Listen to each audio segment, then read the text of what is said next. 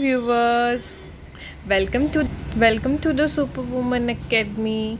आज हम जो है फिर अपने लर्निंग वाले टॉपिक को कंटिन्यू करने वाले हैं, जो कि हम लर्निंग थ्योरीज़ पढ़ रहे थे। पहले जो इससे लेक्चर रहे हैं हमारे पास लेक्चर्स, उनमें हमने लर्निंग के बारे में देखा और फिर हम एक अपनी थ्योरी कंप्लीट कर चुके हैं जो कि ट्रायल एंड एरर थ्योरी थी।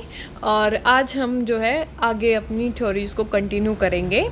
तो सबसे पहले हम जो है लर्निंग थ्योरीज़ के अंदर अपनी जो है इंसाइटफुल लर्निंग थ्योरी करेंगे, जो कि जिसको गेस्टाल्ट थ्योरी भी बोल दिया जाता है। अब हम पढ़ रहे हैं इनसाइट थ्योरी के बारे में। अब इनसाइट थ्योरी के और अनदर नेम क्या क्या है वो देखते हैं। इनसाइट थ्योरी को gestalt theory, at the whole theory भी बोल दिया जाता है। वहीं हिंदी के इसके नाम बहुत सारे हैं, तो आप जो हिंदी वाले बच्चे हैं वो इन सारे नामों को जो है पढ़ लेना। जैसे हिंदी का के नाम हैं सूझबूझ का सिद्धांत, अंतर्दृष्टि का सिद्धांत, समग्रवादी सिद्धांत और पूर्णाकार सिद्धांत व क्रिया प्रस्तुत अनुबंधन का सिद्धांत। ये सारे हमारे हिंदी में इस थ्योरी के नाम हैं और इसको गेस्टाल्ट वादी सिद्धांत भी बोल दिया जाता है। अब ये गेस्टाल्टवादी होता क्या है, हमें पहले ये पता होना चाहिए। गेस्टाल्टवादी वे होते हैं जो कि एट द होल पर काम करने के लिए बोले। जैसे उन्होंने कहा कि भाई, जैसे आप पत्ते के बारे में पढ़ना चाह रहे हो, किसी पर्टिकुलर ट्रीज़ के किसी भी हमें लीव की स्टडी करनी है, तो उन्होंने बोला कि पहले आप उस पूरे पेड़ के ऊपर जो है अध्ययन करें और फिर जो है उस पत्ते के ऊपर अध्ययन करें। तो इनका यही मतलब था कि भाई एट द होल पर काम करो, ना कि पार्ट्स पर। ठीक है। फिर अब जो ये गेस्टाल्ट शब्द था यह वर्दीमर ने दिया। अब गेस्टाल्टवादी को सपोर्ट करने वाले 4 मेंबर्स थे। वो कौन कौन थे 4 पर्सन्स? वर्दीमर, कोहलर, कोफ्का और हमारा कुर्ट लेविन। ये 4 मेंबर्स थे जो गेस्टाल्टवादी कहलाते हैं। ठीक है। फिर जो ये सिद्धांत है ये 1912 से लेके 1970 तक जो है ये इनसाइट थ्योरी या ये सिद्धांत दिया गया। ठीक है।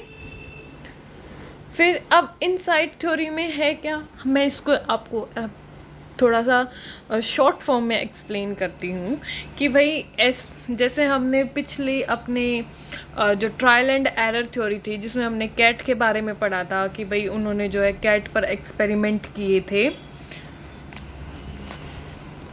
जो थॉर्नडाइक थे उन्होंने जो है कैट पर एक्सपेरिमेंट किया था। ऐसे ही जो कोहलर हैं, ये जो इनसाइट थ्योरी है ये कोहलर द्वारा दी गई है। वहीं इसमें जो है कोहलर ने एक्सपेरिमेंट किया था मंकी पर, चिंपैंजी पर, sorry not monkey, it's a chimpanzee पर उन्होंने जो है इस इनसाइट थ्योरी का एक्सपेरिमेंट किया। अब आपको जो है एक कन्फ्यूज़न हो रहा है कि भाई इनसाइट क्या होता है। इनसाइट का मतलब है कि एकदम से जो है समझ आना, किसी चीज़ के प्रति समझ बनना, तो वो इनसाइट कहलाती है।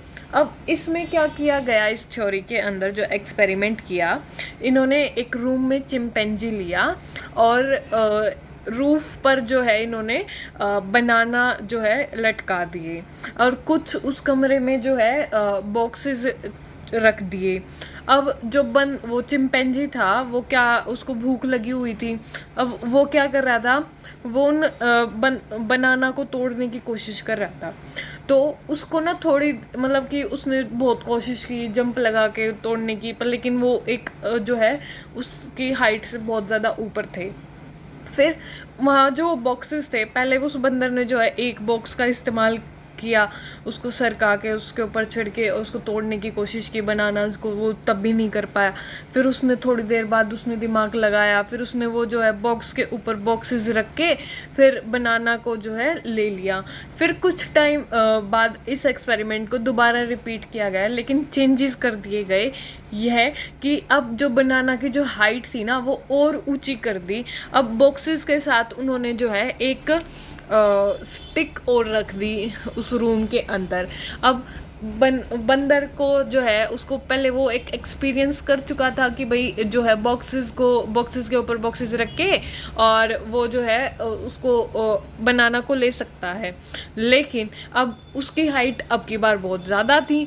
तो फिर बंदर क्या करता है, वो बॉक्सेस लगाता है और फिर वो तोड़ नहीं पाता है, बनाना उसको मिलते नहीं है। वो देखता है कि अभी तो ये जो है और भी ज़्यादा हाइट पर है। फिर थोड़ी देर बाद वो जो है ऐसे घूमता हुआ रूम में जो उसको रखा हुआ था वहाँ पर उसको स्टिक मिलती है। वो देखता है स्टिक से क्या होगा, वो सोचता है। फिर उसके दिमाग में एकदम से जो है आइडिया आता है, मतलब एक समझ बनती है कि भाई वो जो है बॉक्सेस पर चढ़ के उस स्टिक से उसको तोड़ने की कोशिश करता है। तो इसी थ्योरी में यही है कि भाई एकदम से जो इंसाइट जो आती है ना दिमाग के अंदर, समझ बनती है जो, वही इसमें ये बोला गया कि वही जो बंदर है उसने कोशिश तो की, लेकिन उसका जो दिमाग में जो आइडिया था वो एकदम से अचानक से आया, वो समझ बनी उसके अंदर। ठीक है, वही हम इसमें जो है इन्होंने प्रैक्टिस के चिंपैंजी के द्वारा जो है ये एक्सपेरिमेंट किया था। अब हम इसको जो है थोड़ा देख लेते हैं क्या था इसमें। मेन को जो है हमारे वो मोंकी था, बनाना था, स्टिक था एंड बॉक्सेस था। अब जो ये चिंपैंजी था इसका नाम जो है सुल्तान था, और जो ये एक्सपेरिमेंट किया था ये कैनरी द्वीप पर किया गया था। और इनका प्रैक्टिकल जो है 1913 से 1917 तक किया था इन्होंने इस पर इनसाइट थ्योरी का। फिर कॉलर ने बंदर पर 1916 में किया था। कॉलर का यह कहना था कि बच्चे जो हैं अपने सूझबूझ से सीखता है। देखो जैसे इसने बंदर ने जो किया कि भाई पहले तो उसने वैसे तोड़ने की कोशिश की, नहीं हुआ, फिर वो बॉक्सेस पे चढ़ के उसने बनाना लिए, फिर जब लेवल हाई कर दिया गया तो फिर क्या उसने स्टिक्स का भी इस्तेमाल किया। तो यही कि भाई वो सूझबूझ से काम वो चीज़ें सीख रहा था। यह बड़े जो अब ये जो इनसाइट थ्योरी है ये बड़े बच्चों के लिए होती है, क्योंकि इसमें जो है हमारी जो प्रॉब्लम सॉल्विंग जो होती है, समस्या समाधान, इसी से ही जो है आता है। वहीं जो रिसर्च वगैरह करते हैं उनमें भी जो है हमारी इनसाइट थ्योरी इस्तेमाल होती है। वहीं जब हमें करिकुलम डिज़ाइन करना हो, पाठ्यक्रम डिज़ाइन करना हो, तब भी हम जो है इनसाइट थ्योरी के साथ मतलब इस्तेमाल होती है। वहीं सूझबूझ बच्चों में अचानक आती है। अब जो ये कॉलर थे इनका यह कहना था कि भाई जो सूझबूझ होती ना वो बच्चों में अचानक से आती है। अब पियाजे और जो कॉलबर्ग थे वो थोड़े सेम है कि बच्चा अपने आसपास के एनवायरनमेंट से सीखता है। वहीं जो पियाजे हैं और कॉलर है, इन कॉलबर्ग हैं, इनका जो ये थ्योरीज जो इन्होंने अपनी अलग अलग दी है वो थोड़ी सेम है कि भाई वो इन्वायरमेंट से सीख रहे हैं। यहाँ पर हमारी जो है इसमें आपको इतना ज़्यादा कुछ याद करने की ज़रूरत नहीं है इस थ्योरी के अंदर। बस आपको इनके नेम पता होना चाहिए, किसने दी, गेस्टाल्टवादी क्या होते हैं। जो बातें मैंने आपको मेन पॉइंट्स बताए हैं उनमें से ही क्वेश्चन बनेंगे। ठीक है, बस ये बात रखना कि भाई इन्होंने बोला कि भाई वो बच्चा जो है अपने सूझबूझ से सीखता है और अपने एनवायरनमेंट से सीखता है।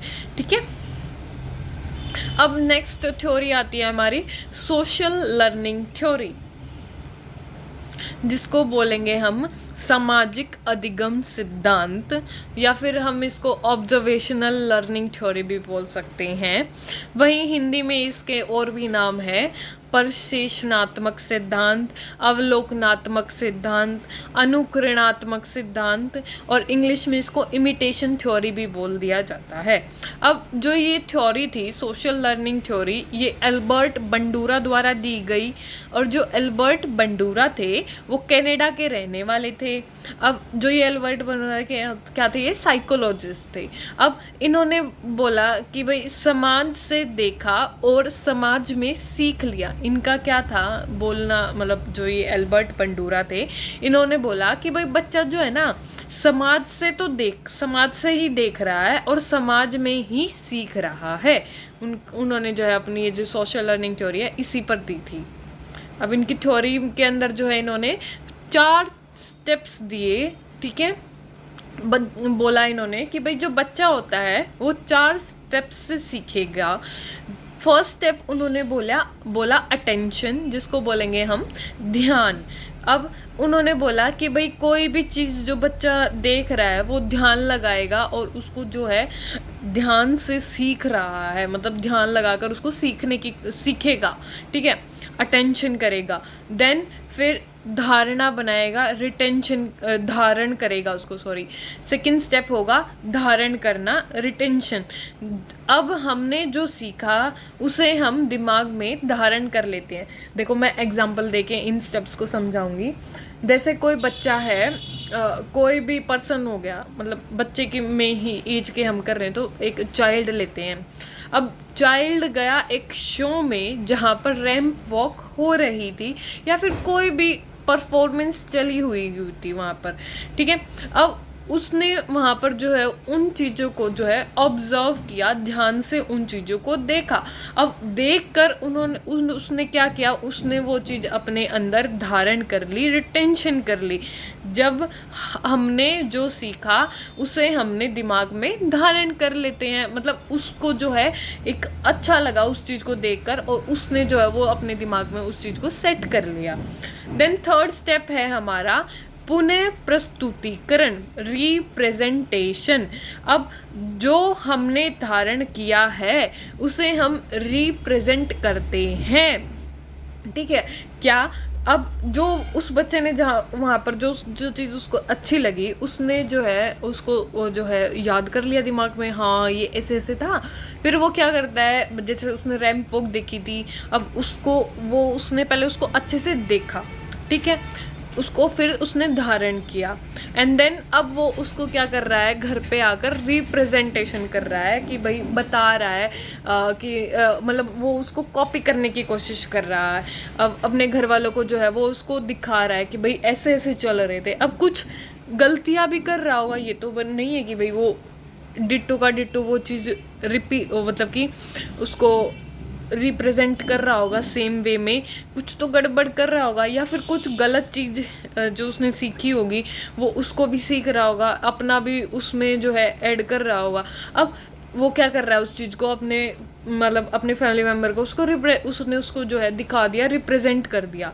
अब उससे हमें यह पता, अब रिप्रेजेंटेशन से क्या होता है, हमें यह पता चलता है कि मैंने क्या यह सीखा है या नहीं सीखा है। मतलब रिप्रेजेंट से क्या पता चलता है कि भाई अब उसको ये पता लग जाता है कि भाई जो उसने सीखा है वह सही सीखा है या गलत सीखा है, ठीक है। रिप्रेजेंटेशन में संशोधन होते हैं, मतलब चेंजेस आ जाते हैं। यदि कुछ गलती वो कुछ अपनी तरफ से ऐड भी कर देता है या फिर कुछ उसने मिस्टेक की है तो उसको ठीक भी करवाया जा सकता है।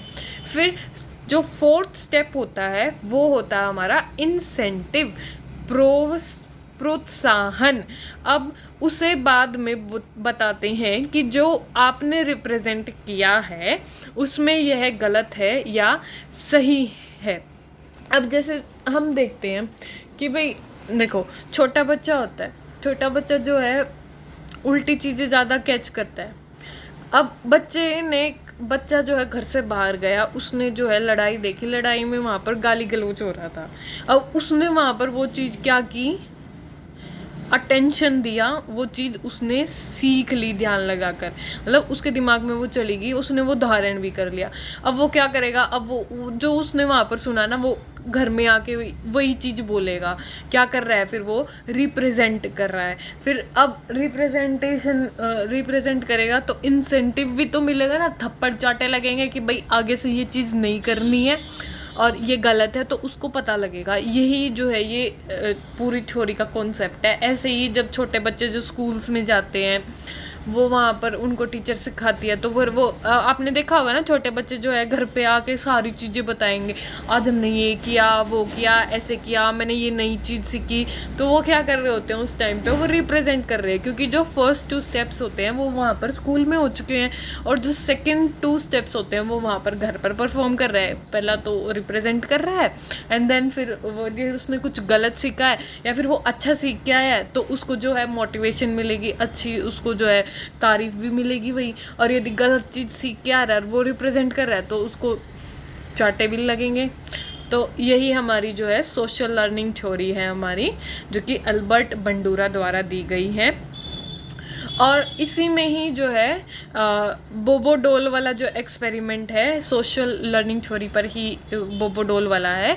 इसने डोल को जो है मॉडल बनाया था, इसीलिए इसे मॉडलिंग थ्योरी भी बोला जाता है। अब जो ये थ्योरी है सोशल लर्निंग थ्योरी, इसको मॉडलिंग थ्योरी भी बोल दिया जाता है।